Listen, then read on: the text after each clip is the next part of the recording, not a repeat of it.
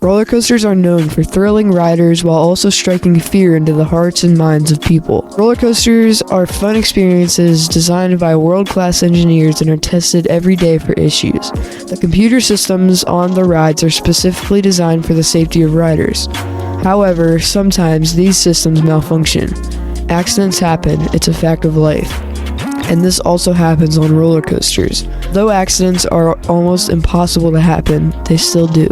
So in this video, I'll be sharing with you 3 of the worst accidents in the history of roller coasters. If you want to see a part 2 come out, then I'd recommend subscribing. Alright, here we go. Accident number 1.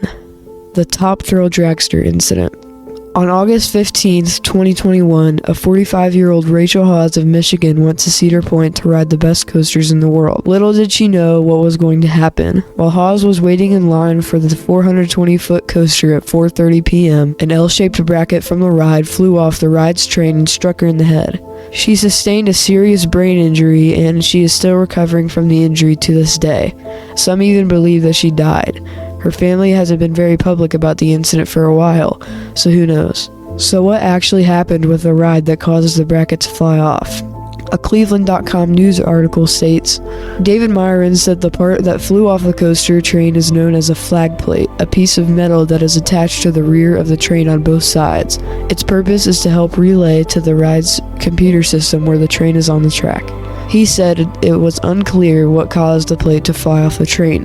Half of the bolts that secured the plate to the train body were still in place, he said. Top Thrill Dragster has been closed for 1 to 2 years now, as they are reimagining the ride into a completely new experience. Many people, including myself, have been speculating and predicting about what the ride will look like in the near future. Cedar Point hasn't said anything about the project for a long time, but we are expecting some teasers and promos for the ride. Accident number 2. The tragic Ride of Steel incident. On July 8, 2011, a 29-year-old man named James Hackemer went to Darien Lake with his family. He wasn't just any person, though. James Hackemer was a U.S. Army veteran, and he had fought in Iraq multiple times. He lost his legs in a tragic incident, and he had a stroke. He had to learn how to do seemingly easy things in life all over again. Eventually, he recovered. He went to Darien Lake and got into line for Ride of Steel. Keep in mind, he didn't have his prosthetic legs on. Ride of Steel has a T-bar restraint. From what I can imagine, Hackemer's legs probably weren't long enough to fit the T-bar. I've been on a coaster with the same restraint, Millennium Force, and I can tell you that this restraint is perfectly safe. However, as seen here, there is no overhead part of the restraint, which means you pretty much have to have decently sized legs to be safe in this restraint. The ride's T-bar restraint was working perfectly fine and returned to the station locked into place. Just without James Hackemer.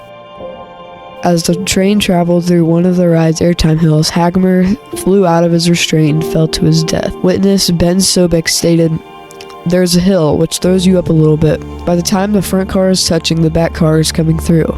He went up and tried to hold on. That is the worst thing I've seen in my life. I've seen someone dead, but I've never seen someone die in front of me.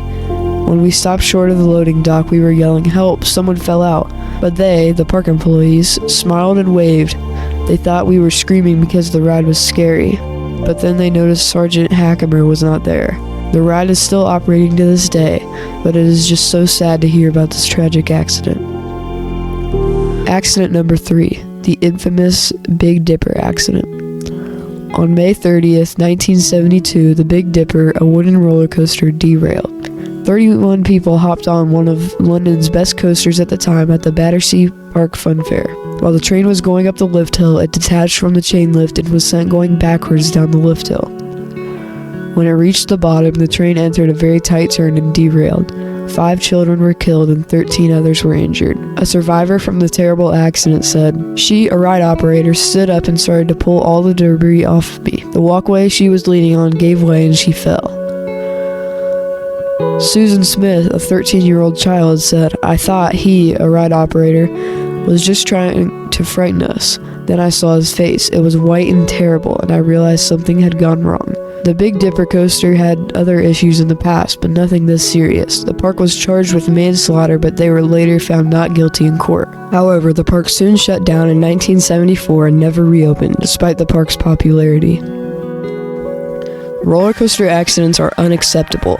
Parks test coasters daily, many times. They check every piece of track, restraint, and just everything in general. World-class engineers build coasters for thrill and safety, but this stuff still happens. But the thing is, it pretty much never happens. You are more likely to get struck by lightning 50 times than to get injured on a roller coaster. And that's just injured. Your chances of dying on a roller coaster are hundreds of millions more than getting injured, at a whopping 1 in 750 million chance of dying. You are more likely to die on your way to an amusement park, and more likely to die in line for a roller coaster than to die on the roller coaster. So there's nothing to be scared of. Don't let this video scare you away from riding roller coasters. I post a lot of roller coaster content, so I'd recommend subscribing. Peace.